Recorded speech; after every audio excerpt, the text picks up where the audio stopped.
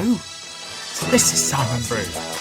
I'm the editor of Film Stories magazine, and a very warm welcome to the Film Stories podcast. Come with me. And I show you how deep the rabbit hole goes. And movies that had stories. That the story just sucks them in. This is just the beginning. Stories. We would be honored if you would join us. Hello and a very warm welcome to Film Stories with Simon Brew. I am Simon Brew. As always, that's everything you need to know about me. The aim of the podcast, though, well, the title gives it away. I'm here to talk of the stories of films, and I tend to talk about development stories, marketing stories, release stories, production stories, financing stories in this case. All those ingredients that go towards making the films that we know and sometimes love. Just that, the films that we know and sometimes love.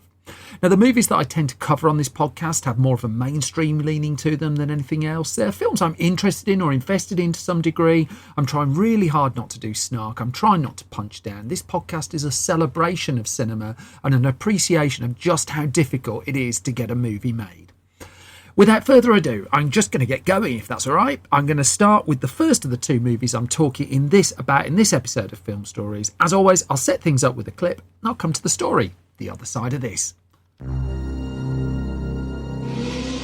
family grows. The city itself will be our playground to use as we please. Rewarding ourselves and punishing our enemies. We've been looking for you, Miss O'Neill. There is a new enemy. Freaks of nature. Together, we will punish these creatures. What the heck was that? Looked like sort of a big turtle in a trench coat.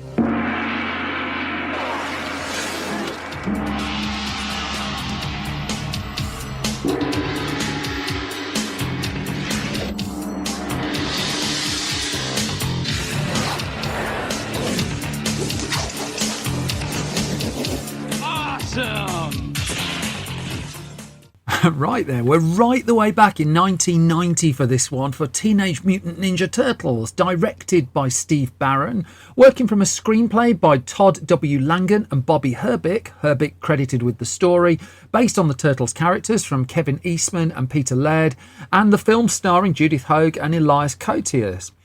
And so Teenage Mutant Ninja Turtles, the 1991, is a film famous for a long time for being the most profitable independent movie of all time. The first independent movie blockbuster, really. The profit high score table it tops is as a multiplication of its production budget. It didn't cost an awful lot to make. It made a lot of money at the box office, which kind of spoils the story I'm going to tell, but there's a lot in the detail to get to that point. So the origins go back to 1984 here, and two men named Kevin Eastman and Peter Laird, and they created an independent comic book that was designed really to be a satire of the way they felt the comics industry was going and the stories being told in comics was going as well. And so four heroes in a half shell, the Teenage Mutant Ninja Turtles, were born, and it didn't really take long for them to, metaphorically at least, catch fire. By the time we meet them in 1988, there's a hit TV series, for instance, and the Turtles already by this stage were generating $150 million a year. There was an animated home video subtitled Heroes in a Half Shell that was described as blitzing the home video market, selling 200,000 units. Even though in the UK we weren't allowed to call them Teenage Mutant Ninja Turtles because it upset people, they were Teenage Mutant Hero Turtles over here, what confusion that caused. They were spreading all over the world. And so Eastman and Laird had been really savvy about employing a licensing agent by the name of Mark Friedman to try and find various licenses and toys and spin-offs for the Turtles, one of which was a Hollywood movie.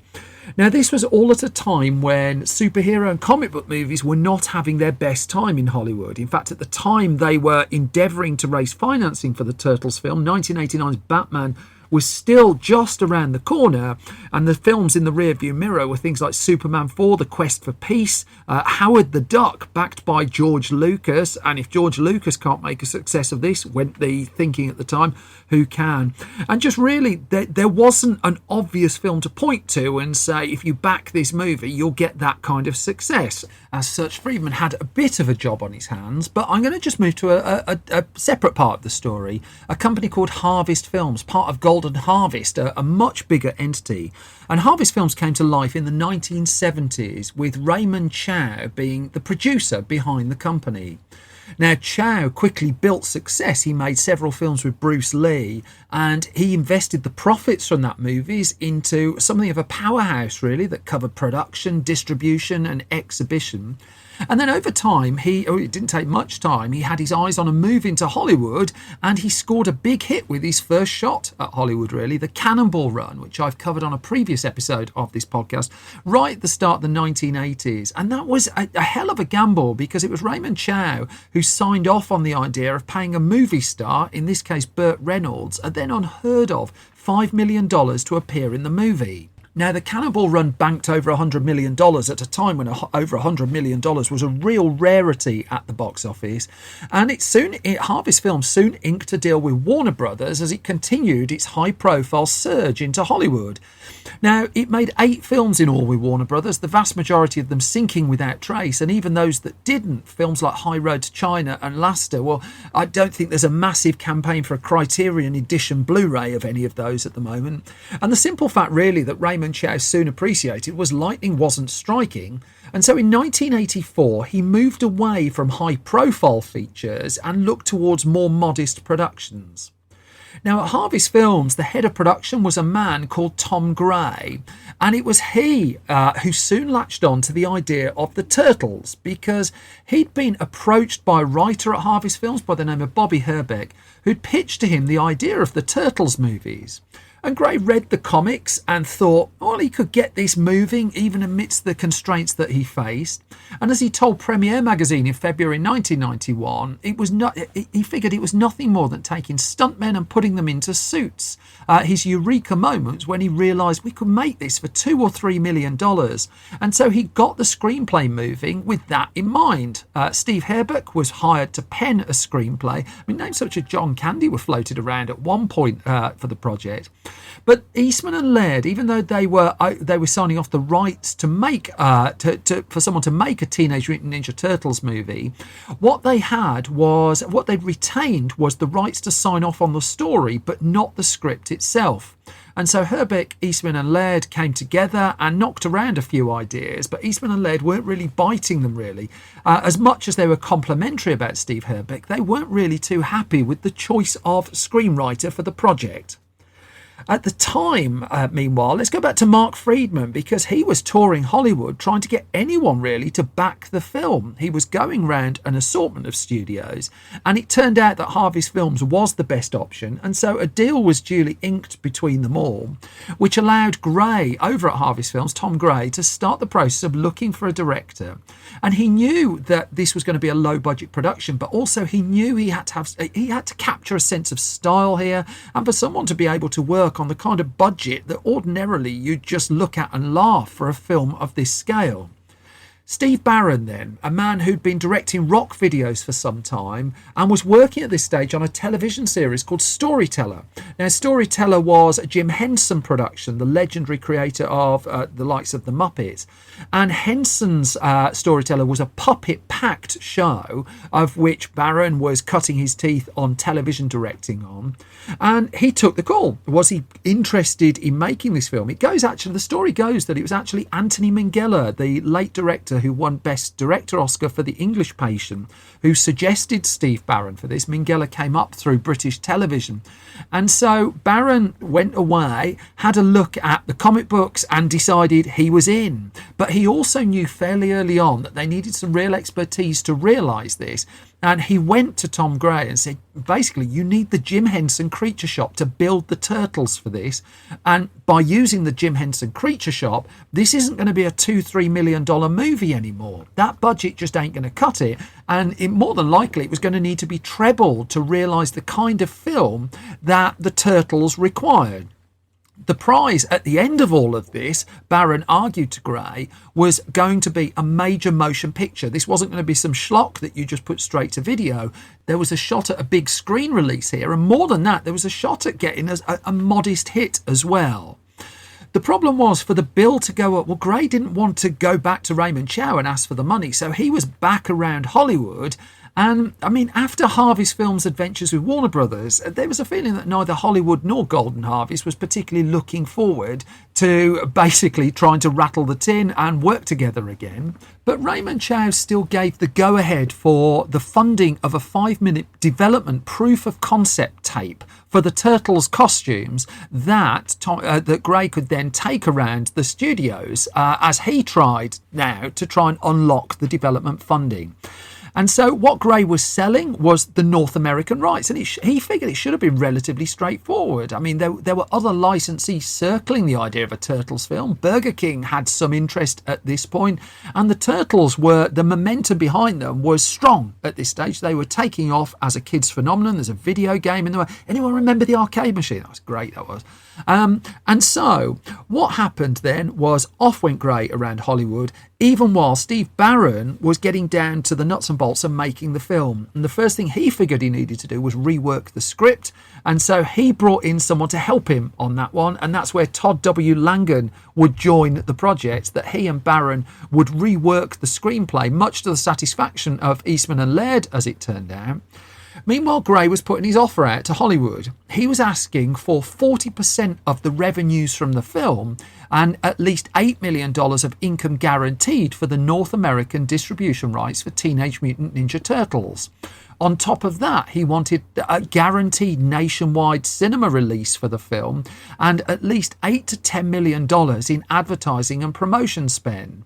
So even though a movie studio could come aboard this and not have had to bear the development costs of setting the film up, it wasn't going to be the cheapest acquisition for an independent film. And again, there was no real template to look for of how an independent film had broken out so dramatically.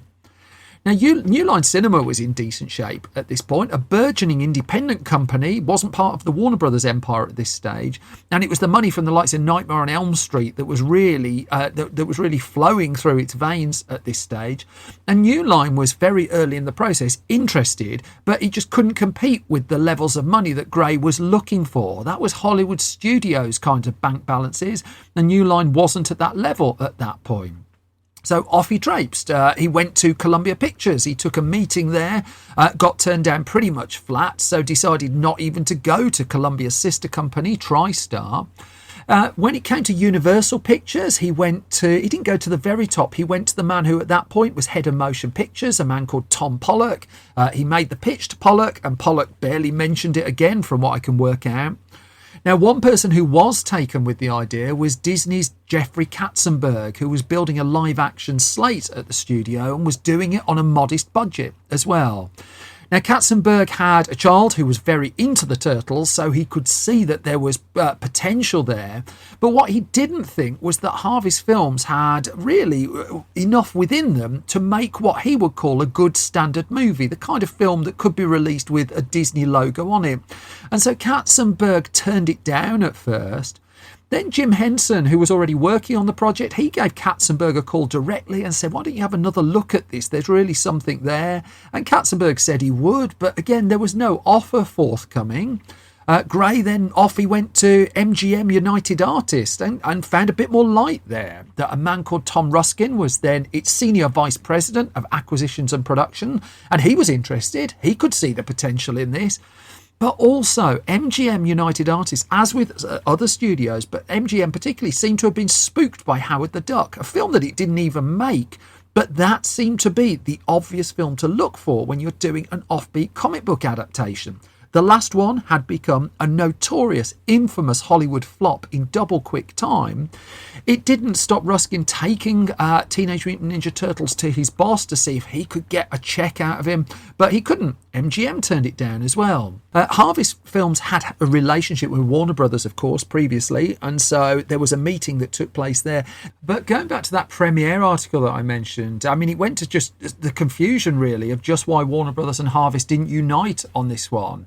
That there was talk that Harvest actually wanted a 2-picture deal that Warner Brothers wasn't keen on. The Harvest Films version wasn't that, and just said Warner Brothers wasn't interested. And there was a little bit of 6 of one, half a dozen of the other, from what I can see from the conflicting accounts there.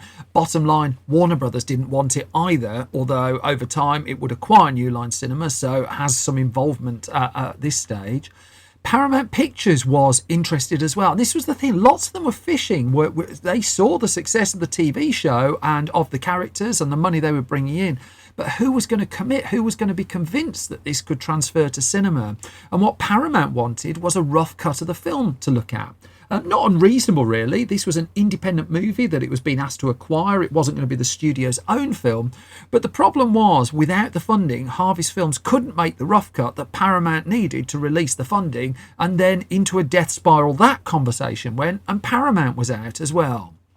So what Tom Gray did in 1989 was he took the film to the Cannes Film Festival and started to sell off rights outside of the US. And finally, this brought in enough cash to get things up and running. The UK rights were sold at this stage, for instance, and he managed to raise $3.8 million just to be able to get film some way underway. Furthermore, there was interest back in Hollywood. 20th Century Fox was now really interested in the film, even at the point that sets were being built. That's how late in the day this conversation was taking place. And there was like 5-6 months of solid pre-production on the film, given the physical nature of the production. And so even while those sets were being built, Fox was umming and ahhing and was negotiating to put in $5-6 million. And that would have taken the budget to the required $9 million that Steve Barron had originally estimated. But then very, very, very late in the day, the decision came back from Fox. It was a no. And it got to the point where the whole pre-production of the film was about to shut down. The filming was contingent on getting that extra money. And all of a sudden, Tom Gray and his team were out of options. So New Line, this is where New Line come back into the conversation. It's unclear who contacted who, but the bottom line was a conversation took place between Tom Gray and New Line with just hours on the clock to keep the film afloat. Thing was, though, New Line still didn't have the money, but also Tom Gray didn't really have the negotiating position. And all New Line was willing to offer at this stage wasn't $8 million guarantee, but a $2 million guarantee against theatrical revenues. But it would back a 2,000 screen release. And so Tom Gray said yes to this. Now the budget was up to about $6 million. They'd got about $6 million of their budget once all the sums were added together. And so there was still a problem here. There was still a shortfall, and he put a dreaded call into Raymond Chow, which he really didn't want to make, because this was D-Day really for the film, that Chow would have to put in the rest of the cash to make this happen. Or if it didn't happen, Harvest Films was now going to face legal action from the parties that it had guaranteed the film to. And so Gray had the conversation with Chow where he basically said, the worst you're going to get out of this is your money back. You can't guarantee a profit, can't say the film's going to be a roaring success, you're just going to get your money back. Chow made up the shortfall, and finally Teenage Mutant Ninja Turtles could go before the cameras. There were still going to be bumps ahead. Now, thankfully, by this stage, at least the cast had come together, that each of the 4 individual turtles had an assortment of puppeteers bringing them together, as well as a performer in the suit performing the role as well as voice work being done as well. Only one of the people in the suit actually provides the voice for their respective turtle in this one. But the filming was underway on the 7th of July 1989. Took place in Wilmington, North Carolina primarily, and Ecky Thump, it was hot. Now, the film by this stage also, its budget had gone up. This was now going to cost somewhere in the region of $12 to $13.5 million to make. But the Turtles bandwagon was still steaming forward here. In the midst of the steaming heat of North Carolina, though, well, there were performers who were wearing the foam rubber latex costumes that Jim Henson's Creature Shop had put together. And these costumes were, even though they were relatively ambulant, they were weighing 70-odd pounds each. And each of them also had close-up, for close-up shots, faces that contained radio-controlled motors on them that were controlling the mouths of the turtles, the eye movements, and the eyebrows as well. And just to cause extra extra confusion, not only were they working in high heat, they were next to an airport. And so the motors and the mouths, the eye movements and the eyebrows were radio controlled, but radio signals were also going to and from the planes that were flying overhead. So not only did they have the noise coming from the air traffic over that was flying over their head as they were shooting, they also had the radio waves from the planes interfering with the mechanics of the turtles.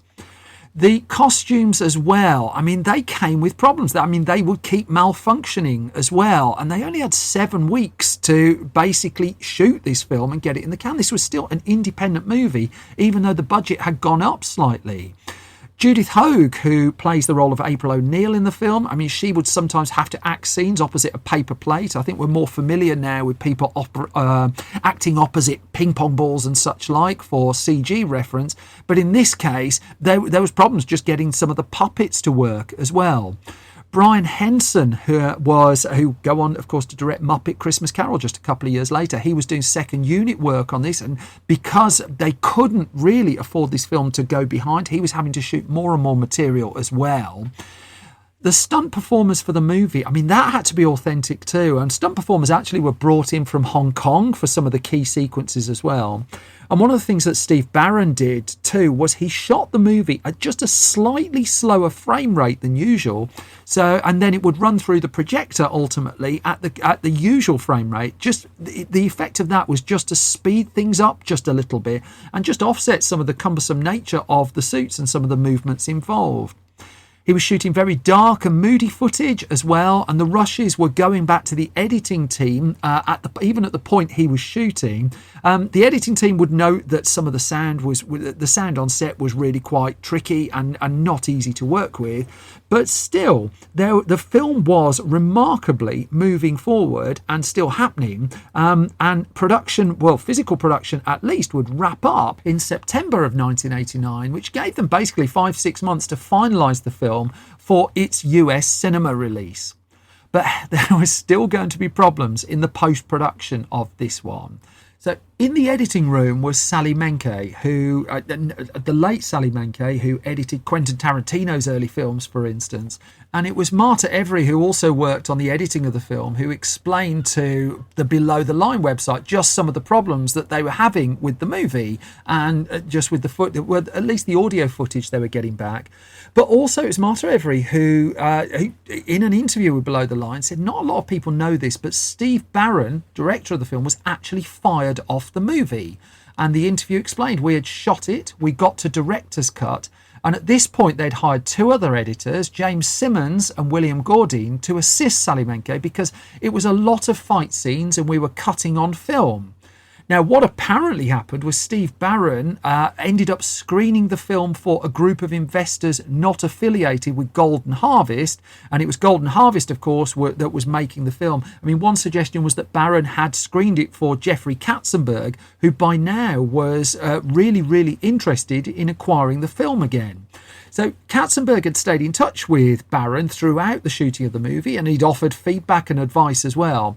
And Katzenberg would see a late screening of the film, but still weeks ahead of its release, and realised that even though he saw problems in the movie, there was $30-50 million potentially in this, and he called up now wanting to do a deal for the movie, what Premiere described as any kind of a deal that he could get to secure Teenage Mutant Ninja Turtles for Disney, but it was too late. The fact that Barron, though, had screened the film and Golden Harvest was not aware of this, well, that was a sackable offence as far as Golden Harvest found out, and they fired him, and as they fired him, Sally Menke also walked away from the movie with it about 90% done. Now, Barron's vision of it all was pretty firmly in place. I mean, the darkness of it didn't quite gel with what some of the executives were thinking, but it didn't sound like it was the most tricky thing to finish the film from where Barron had left it. But this was one of those instances, and I look at films like Waterworld, for instance, and movies like that, where the director of the movie wasn't there to see off the final cut of it in the end. I mean, another example is the Dread movie from 2012. Still, momentum was again building behind the production, and New Line Cinema, to be fair to it, was very much as good as its word. it started to pump the money into the promotion of the film far beyond actually what it had originally agreed to do, because New Line smelt a hit here. And it spent about $24 million in the end just marketing the film in the US, far more than it was contractually obliged to do. And as it would turn out, Golden Harvest was so impressed by this. It was that commitment that New Line showed to Turtles that led to it getting the distribution rights for Teenage Mutant Ninja Turtles 2, The Secret of the Ooze as well, although that's a story for another time.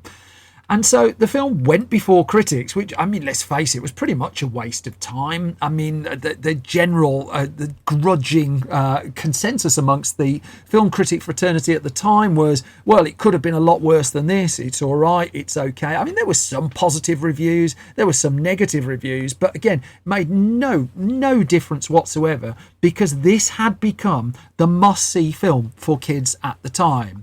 And in fact, in 1989 as well, months before we got the release of Teenage Mutant Ninja Turtles, Tim Burton's Batman movie had transformed what you could expect from a comic book movie, and that itself would have reignited Jeffrey Katzenberg's interest in the Turtles project. And there was suddenly a feeling that, hang on, New Line might have something special on its hands here. Not to put too fine a point on it, the thing went absolutely nuts. It opened, and I can't stress enough, by 1990 numbers, this was incredible. This would have been incredible for a studio film, yet alone an independent.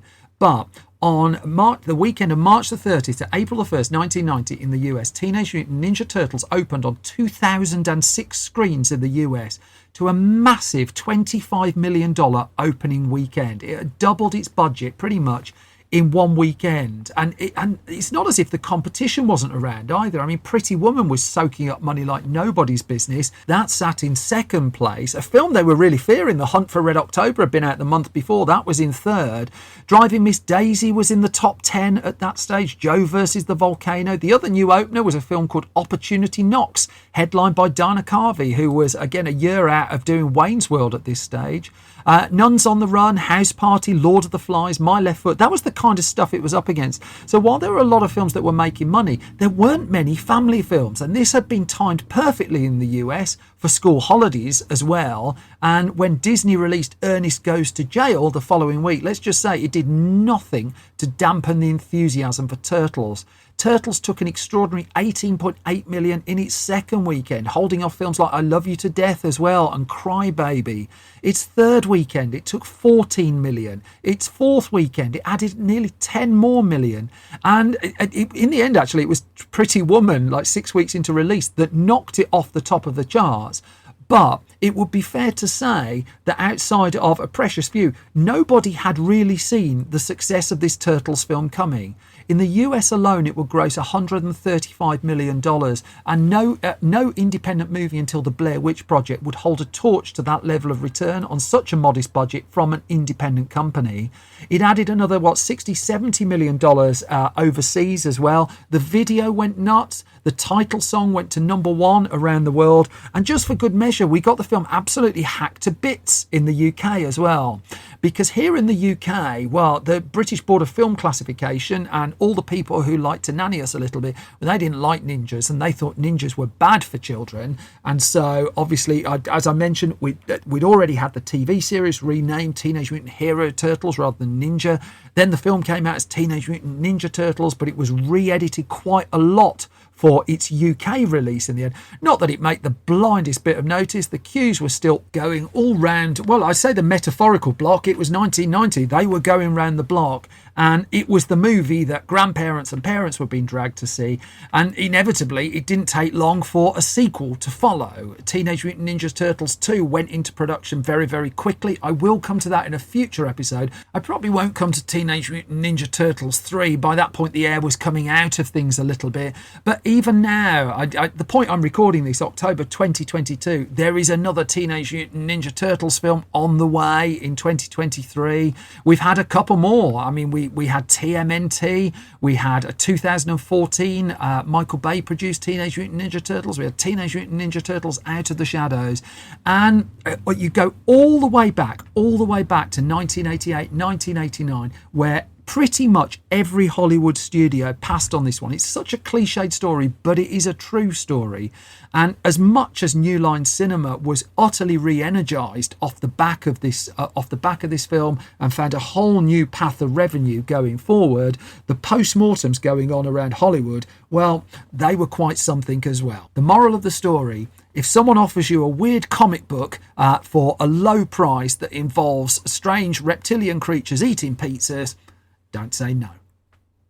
Which brings me to the halfway point of this latest episode of Film Stories. As always, thank you for listening and thank you for your time. I'm just going to do my parish notices at this stage. At the point this has been recorded, I'm a few days away from doing my latest live show, Movie Geek Live, which is taking place in Birmingham at the Midlands Arts Centre here in the UK on Wednesday, November the 2nd. You can find ticket details for that at filmstories.co.uk. If you like this podcast and don't mind doing a couple of things to support it, there are 3 ways you can. First of all, if you go to patreon.com/Simon Brew and just put a bit of money in the tin there, you get the ad-free version of the podcast. You get pretty much every episode early as well. You find out the gossip of what we're up to behind the scenes. If you can subscribe to this podcast, that makes a real difference as well and doesn't cost you a bean. And if you don't mind leaving a review, ideally a hugely positive review. I've had some less positive reviews of late, but, thanks. But if you can leave a hugely positive review for independent podcasts like this, that's absolute gold dust and hugely appreciated. But without further ado, I'm going to move straight on to the second of the 2 films I'm talking about. We're going to move forward a few years now, and we're going to do a bit of time travel. Let me play you a clip. Come to the story of this one, the other side of this.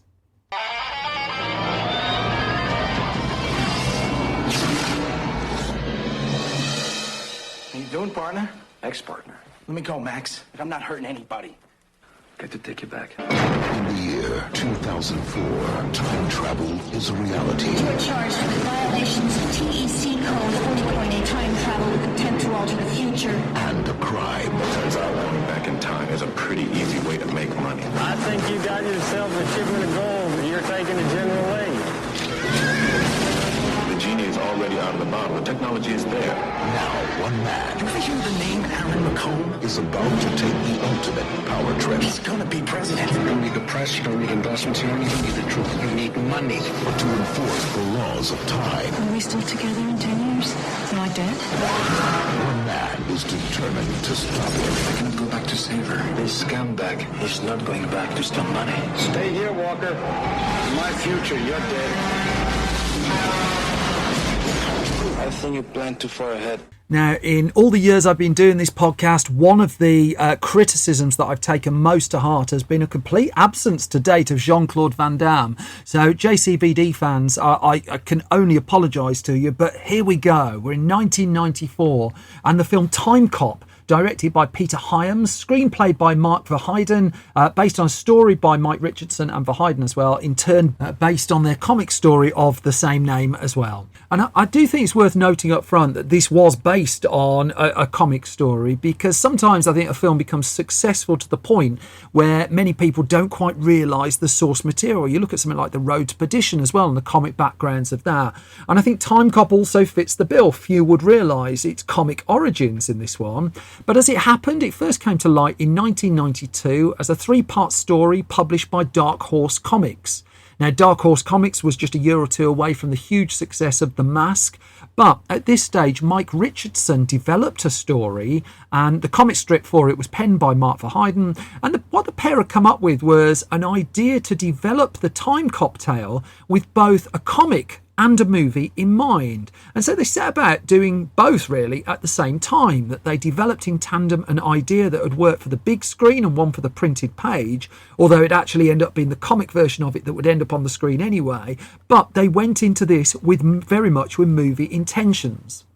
They also knew they were doing a time travel story, and I mean, you can write, and people have, page after page after page after page of the plot holes of time travel movies, and so they were insistent on putting their ground rules in place early. They knew they had to set some. I mean, you're still going to be able to pick holes in the thing, but in their story, you could only go back to the past, they argued, and you certainly can't go to your own future.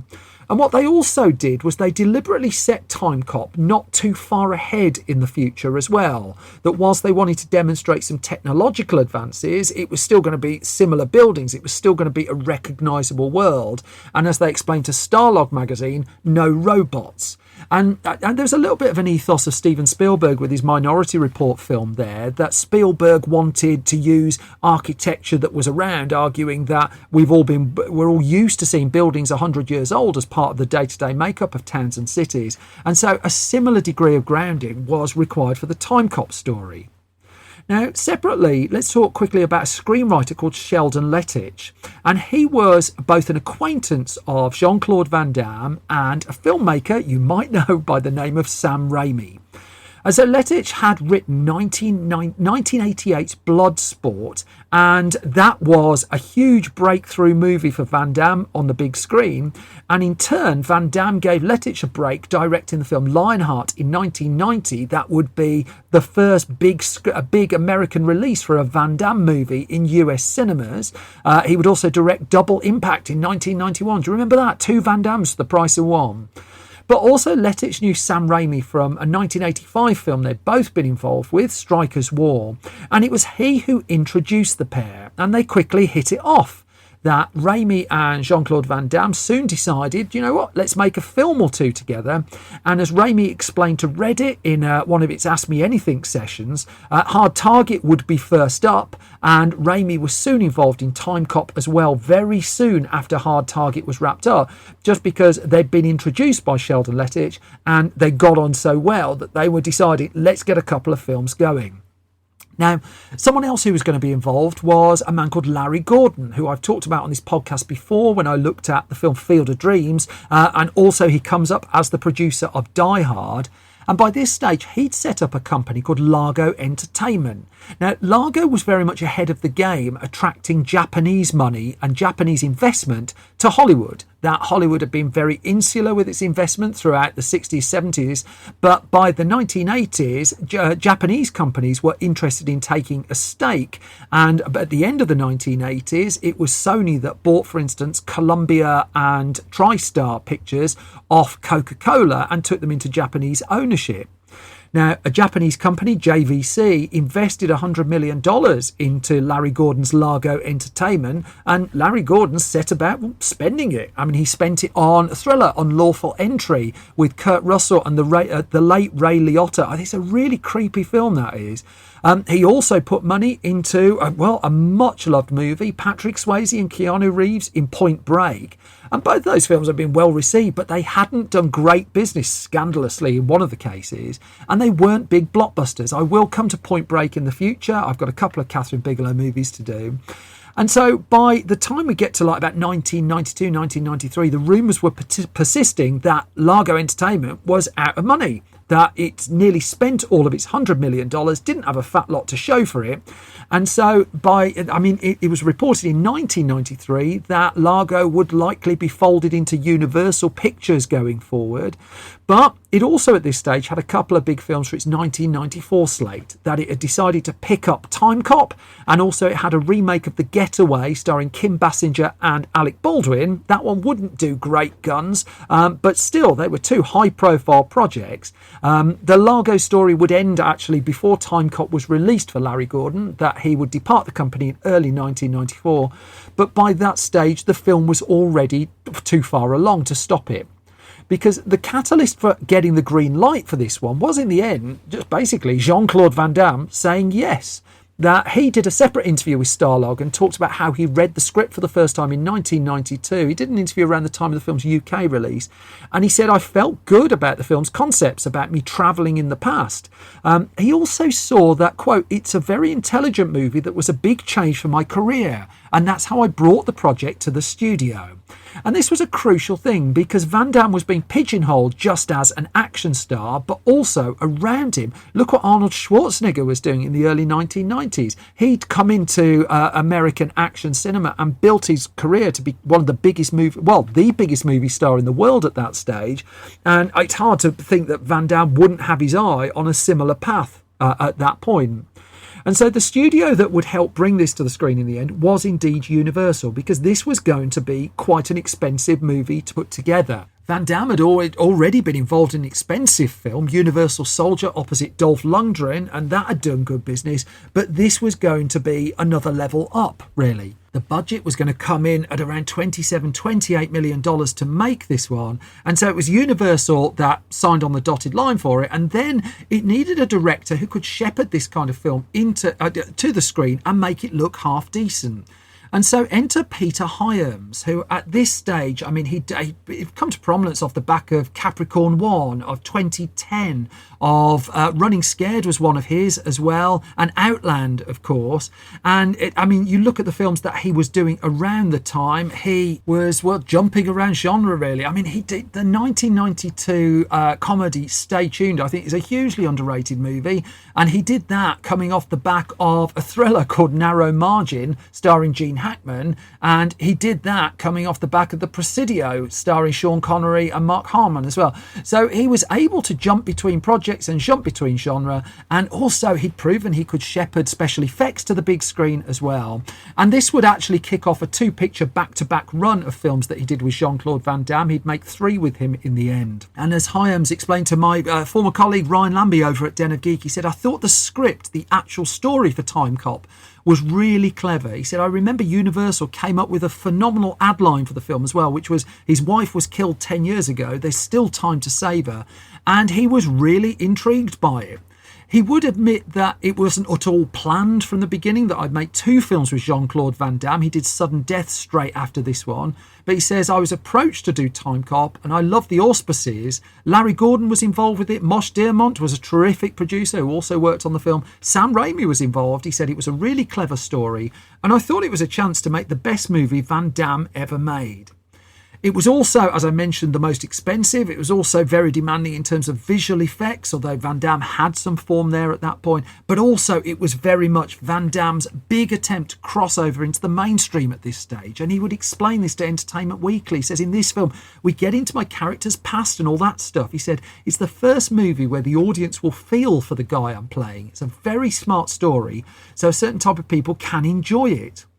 Elsewhere in the casting, Ron Silver, the brilliant late Ron Silver, was hired to play against type as the oily villain of this one. It would become one of his most loved roles as well. In came a young actor as well, Mia Sara, and she'd come to prominence in films such as Legend and her work in Ferris Bueller's Day Off.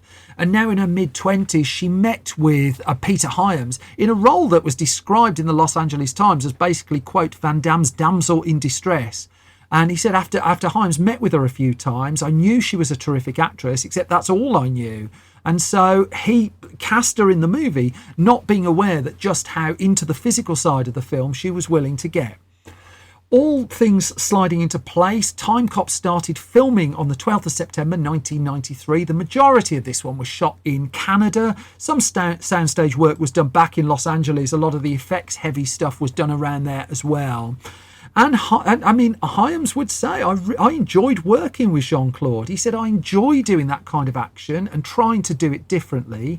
And he said, I'd seen martial arts films dating back to Bruce Lee, and everyone was in love with slow motion and all that stuff. And I wanted to do the opposite. He wanted to do a purer action film, less tricky, more in-camera effects, and just kind of built the film on that basis. As for Mia Sara's performance, that went beyond Hyams' expectations, said the Los Angeles Times. And she said, it's a difficult part to play. And as Hyams would explain, there she was in freezing weather with tons of water being poured on her, and she kept acting the whole time. She said it's so easy to feel self-conscious and hold back, but she sold the danger and the plight she was in. And then also there was Ron Silver as well, just eating up the camera whenever it was pointed in his direction. And at the head of the ensemble, and he's a bit more ensemble-y than a lot of Van Damme films, there was Jean-Claude praising the way that Peter Hyams shot the movie, and right down to things like the fact that Hyams wanted to do so many takes. That, as Van Damme explained, he said he wanted everything perfect, and he knows how to play with the camera, and said he was well prepared for this one. And that went right the way down to the stunt work. I mean, there's one stunt that was described in the Starlog magazine article of a stunt performer being dropped 30 floors via a cable, all captured in camera. And they were really putting as much onto the screen as they could for their money. but not at the expense of too much budget or too much time, because even though Peter Hyams was doing all of those takes and getting what he wanted, the film came right in on time, right in on schedule, right in on budget as well, and went into post-production on the 13th of December 1993 when filming wrapped up. There was still, of course, a sizable amount of post-production work to do on this one, not least the visual effects work of the time travel sequences themselves, and they go pretty raw in Timecop. And Universal had dated the movie sometime in advance for September the 16th, 1994. So it was keeping it clear of the main blockbuster season, but still giving it an outside shot, really, of crossing beyond Jean-Claude Van Damme's core audience for the movie. And he certainly promoted it as such. It was giving it a hell of a push, really, in the build-up to its release.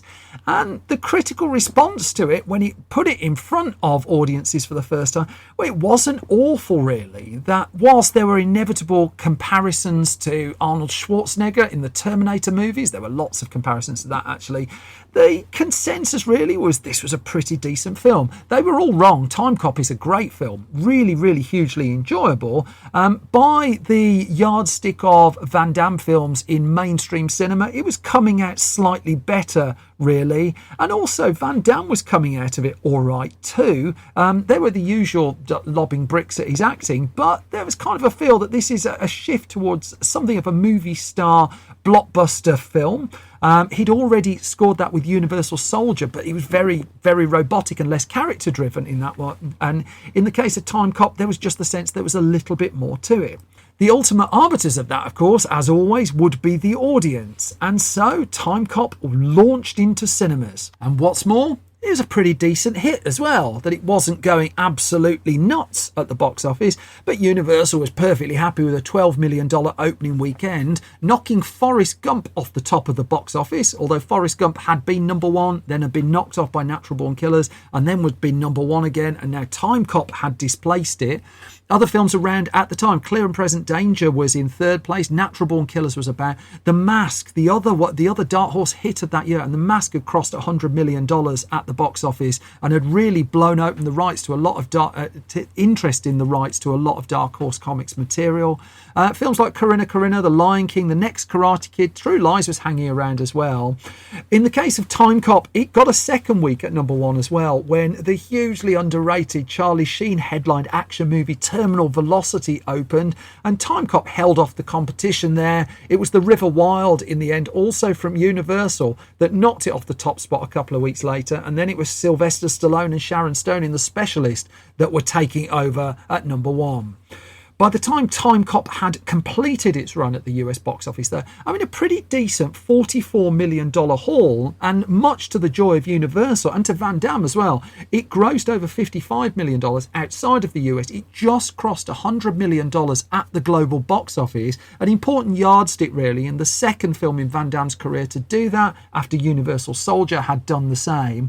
And the feeling was, well, there was appetite for more. That the film had been well received, it was going to turn a profit, and so they were looking at the possibility of a Timecop 2. Well, not everyone. I mean, Peter Hyams, talking to Empire, said it was clear it was going to be a hit because it previewed through the roof every time, and Hyams argued it's still Van Damme's biggest hit. So Universal and Mosh Diamond wanted to team us again as soon as possible, so they put Sudden Death together, but Hyams said there was never any question that we would do Timecop 2. He said, I'd never have agreed to that. The last thing you want to do is repeat yourself. That would be awful. For Van Damme, though, he was interested in a Timecop 2. In a another different Starlog interview, he said, it's the first time in my life I felt so confident about a movie. He says, it's the first one I know is going to be a big hit. This is something I know I'm going to be proud of. It's going to make a lot of money. And he was open to the idea of the sequel. He says, I guarantee that some people will go see the movie because it's a science fiction movie, and they'll say, who's that guy? Jean-Claude Van Damme. That's the karate guy. I didn't know he did these types of movies, and that will help me break out of action movies, he said. But Timecop 2 fell apart almost before it began, because what Universal decided to do was, instead of pursuing a theatrical sequel, it did a deal with the ABC network for a television series. And as the LA Times reported in October 1996, ABC has made a major commitment for next season, so 97, by ordering a new primetime series based on the 1994 science fiction movie Timecop. And what was notable about the deal was that ABC had committed to produce 13 episodes that was going to cost it that $15 million to do, just based on the premise, without the stars or a script attached to it at that stage. And Van Damme would go nowhere near it. Peter Hyams would go nowhere near it. Producer Larry Gordon would go near it. And so that killed any chance of Timecop 2. And in fact, by 1999, Largo was gone too, even though Larry Gordon had long departed. But films such as Ridley Scott's White Squall and G.I. Jane and John Carpenter's Vampires and its last film, Grey Owl, something of a passion project for Pierce Brosnan, they just hadn't worked. The money had gone. And so whilst it managed to release Timecop and recoup some of the money for that for Universal, that was it. The Largo story was coming to an end. There was a sequel in the end. It went straight to DVD in the DVD boom time of the early 2000s. It's called Timecop 2: The Berlin Decision. I can't say I've watched it, I'm afraid. I can't even tell you if Van Damme's watched it, because he's nowhere near that either. And then in 2013, there was news of a big screen remake of it, that there would be a reimagining, a reboot, whatever we're calling it at the moment. I keep losing track of Timecop. But to date, 9 years since that article and that news broke, there is no sign of the brand new Timecop at this stage. And perhaps it was down to Van Damme, really, to sum up the legacy of Timecop. And he gave an interview a few years afterwards where he just said, Timecop could have been a very profitable franchise, but those idiots chose instead to sell the rights to television. That indeed they did. The TV series barely lasted. Van Damme has never been near Timecop since, but still, I'd maintain it is one of his standout movies, and it's also one of a really fun action movie of the 1990s. Do check it out. Which brings me to the end of another episode of Film Stories. Thank you as always for listening. Thank you for your time. If I've not completely bored you to death, you can find me on Twitter at Simon Brew.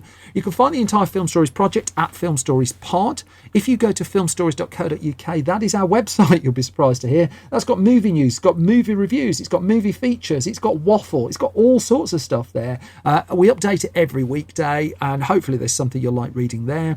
If you go to store.filmstories.co.uk, that is where we try and sell you things. So we have print magazines. I'm about to send 2 more to print. Film Stories issue 38 and Film Junior, our magazine for under 15s, issue 11. They're both going to print at the point this is written, so this is why my voice is so stressy while recording this one. You can find us on facebook.com/filmstoriesonline and youtube.com/filmstories. And then, of course, there's the Patreon, patreon.com/Simon Brew. But I think that's enough from me. I think I've bored you enough. So as always, thank you so much for your time, and thank you for listening. I'm going to be back soon with another bunch of film stories. Until then, you will take care. Bye-bye.